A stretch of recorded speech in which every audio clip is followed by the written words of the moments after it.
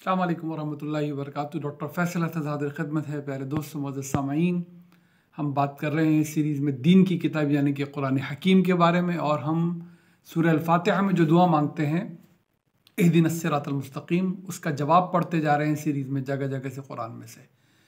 अल्लाह सुब्हानहू व तआला ने इस दुआ को कबूल किया था 14 सदियाँ पहले अपने आखिरी नबी रसूल सल्लल्लाहु अलैहि वसल्लम को दुनिया में भेजकर, उनको कुरान अता फरमाकर, और अब रहती दुनिया तक के लिए कुरान इस दुआ का जवाब बनकर, इस दुआ की कबूलियत बनकर हमारे सामने मौजूद है। हर सलात में जब हम सूरह फातिहा के बाद कुरान का कुछ हिस्सा मिलाकर पढ़ते हैं तो अपने आप को याद दिला रहे होते हैं कि देखो दुआ कबूल हो चुकी है, सिरात मुस्तकीम हमारे सामने मौजूद है, अब हमें इस पर चलना है।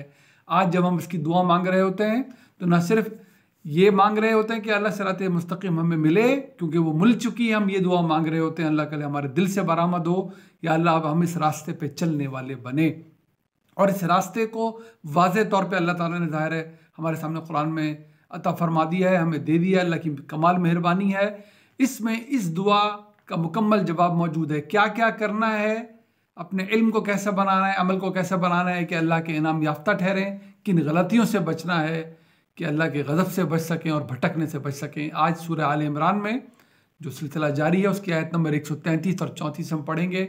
देखते हैं कि इनाम याफ्ता लोगों के लिए जो रवैया अल्लाह ताला ने तजवीज़ फरमाया है वो क्या है, और अपना जायज़ा लें कि हमारे अंदर ये रवैया मौजूद है कि नहीं। औज़ु बिल्लाहि मिनश शैतानिर रजीम, बिस्मिल्लाहिर रहमानिर रहीम।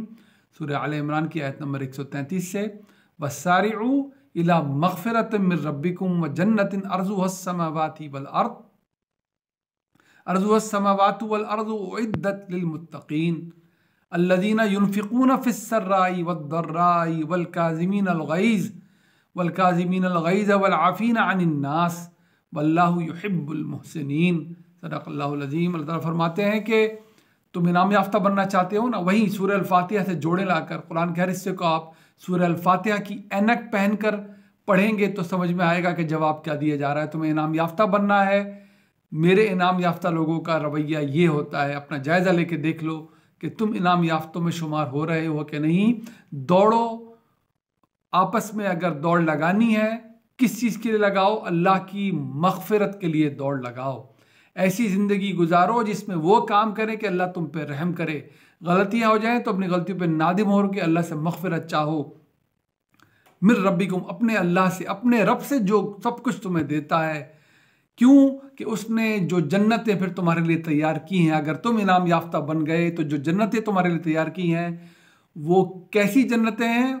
वो समावात और अर्ज़ पूरी दुनिया के बराबर की जन्नतें हैं, इससे भी बढ़कर उइद्दतिल मुत्तक़ीन, जिसका बंदोबस्त उसने किया है, जो तैयार कर रखी हैं उसने किनके लिए? जो अल्लाह पर मुकम्मल ईमान रखते हैं, जो तक़वा रखते हैं, यानी कि जिनका ये ईमान हो चुका है कि अल्लाह हमारा मुहासबा किए हुए वो हमें देख रहा है, ना हमारी अच्छाइयाँ उसकी नज़रों से ओझल हैं, ना ही हमारी बुराइयाँ उसकी नज़रों से ओझल हैं। इसका मतलब है तक़वा। इस एहसास के साथ ज़िंदगी गुजारना कि हम अकेले में भी अच्छाई करते हैं तो वो ज़ाया नहीं जा सकती, और हम अकेले में भी कोई बुराई करते हैं वो अल्लाह की नज़रों से ओझल नहीं है। इसको तक़वा कहते हैं। तो इन मुत्तक़ीन के लिए जो नेकी की तरफ दौड़ते हैं, जो अल्लाह से हर वक्त अपनी गलतियों पे नादिम होकर माफ़ी मांगते हैं, और उनके लिए अल्लाह ने इन जन्नतों का वादा किया है, वो इनाम याफ्ता अगर अपने आप को बनाते हैं।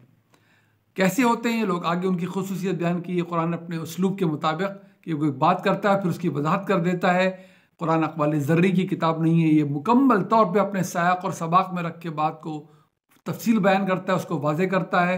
कैसे होते हैं मालूम करना है कि वाक़यतन अल्लाह का शऊर आपके अंदर है कि नहीं, तो जायज़ा लेके देखिए। अल्लज़ीना, कैसे होते हैं ये लोग? जो अल्लाह का तक़वा रखते हैं। अल्लज़ीना युनफ़िक़ूना फ़िस्सर्राई वद्दर्राई, इनका हाथ खुला हो तो भी ये खर्च करते हैं माल में से, इनका हाथ तंग हो तो भी ये खर्च करते हैं माल में से। वही जो अल बकरा के शुरू में बता दिया था कि ये हिदायत जो इस किताब में दी जा रही है, जिसमें कोई किसी किस्म का ऐब नहीं है, जिस किताब में ये मुत्तक़ीन को फ़ायदा पहुँचाएगी, ये गैब पे ईमान रखने वाले हैं, इस सलात को कायम रखने वाले हैं, ये हमारे दिए हुए माल में से खर्च करने वाले हैं। कुरान में जगह जगह आपको यही दो बुनियादें नज़र आएंगी। अल्लाह से ताल्लुक़ की बुनियाद सलात यानी कि नमाज, और अल्लाह की मखलूक से ताल्लुक़ की बुनियाद माल में से खर्च करना। ये लोग अल्लज़ीना युनफ़िक़ूना फ़िस्सर्राई वद्दर्राई, ये ऐसा नहीं करते कि अगर ज़्यादा है तो देंगे और अगर कुछ नहीं है, थोड़ा ही है तो फिर देना बंद कर देंगे। ये हर हाल में इस बात का यकीन रखते हैं कि हमारे अल्लाह का हमसे क्या तकाज़ा है, और ये अल्लाह के दिए हुए माल में से खर्च करते हैं। हाथ खुला हो तो भी खर्च करते हैं, हाथ तंग हो तो भी खर्च करते हैं, और ये बड़ी मकबूलियत की और बड़ी अहमियत की बात है अल्लाह के आगे। वल काज़िमीन अल गैज़, और ये अपने गुस्से को काबू करते हैं, अपने गुस्से को कंट्रोल करते हैं। गुस्सा आना एक फितरी अमल है, लेकिन उसका इजहार किस तरह होना चाहिए, अल्लाह ताला हमें इसको समझने का और इसको सही मायनों में चैनलाइज करने का मौका अता फरमाए, समझ अता फरमाए। ये बहुत खुशनसीबी की बात होगी। गुस्सा आना कोई गलत बात नहीं है, गुस्सा तो इंसान को लाजमी आएगा। बहुत सारी चीज़ें उसके गिरदोपेच उसकी मर्ज़ी के ख़िलाफ़ होती हैं। वो मर्ज़ी उसकी ज़ाती मर्ज़ी भी हो सकती है, वो मर्ज़ी ये भी हो सकती है कि कोई मारूफ के ख़िलाफ़ जा रहा है, वो खिलाफ वर्जी ये भी हो सकती है कोई अल्लाह के अहकामात के ख़िलाफ़ जा रहा है। आपको इस गुस्से का इजहार करना किस तरह है।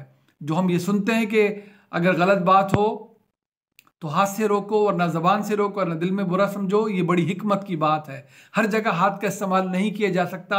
आप अगर अपनी जहाँ पर मौजूद हैं, जहाँ पर आपकी दायरा कार है, उससे बाहर हाथ इस्तेमाल करेंगे तो फसाद फिल अर्ज़ का बाइस बनेंगे। अपने दायरा कार से इस्तेमाल के बाहर से ज़बान से भी बात करेंगे तो भी फसाद फिल अर्ज़ का बाइस बन जाएंगे। और कम अज़ कम उस जगह पर आपने दिल में उस बात को बुरा समझकर वहाँ से पीछे हटना है। लेकिन जहाँ आपका दायरा इख्तियार है, वहाँ आपने हर मुमकिन कोशिश करके गलती को रोकना है।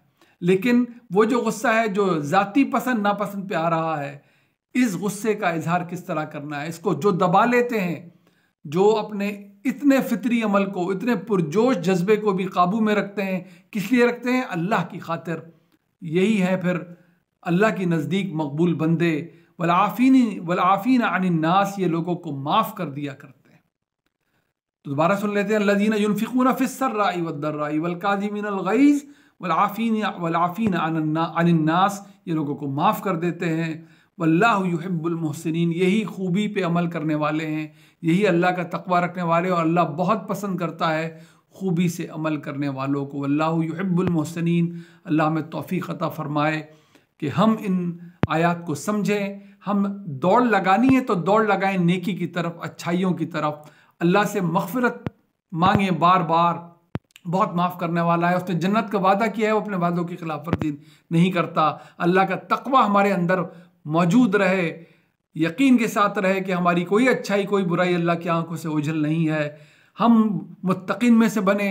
कैसे होते हैं? वो खर्च करते हैं अल्लाह के दिए हुए माल में से, हाथ खुला हो तो भी, तंग हो तो भी, वो गुस्से को काबू करते हैं, वो लोगों को माफ़ कर दिया करते हैं। अल्लाह से माफ़ी के ख्वासगार हैं, उसके बंदों को माफ़ करना शुरू कीजिए, और अल्लाह ऐसे खूबी पे से काम करने वालों को बहुत पसंद करता है। यही है इनाम याफ्ता लोगों का इल्म, यही है इनाम याफ्ता लोगों का अमल। अल्लाह हमें इसको समझने की, इस पर अमल करने की तौफ़ीक़ अता फ़रमाए। दुआ में मुझे भी याद रखिएगा। अस्सलामु अलैकुम व रहमतुल्लाहि व बरकातुहू।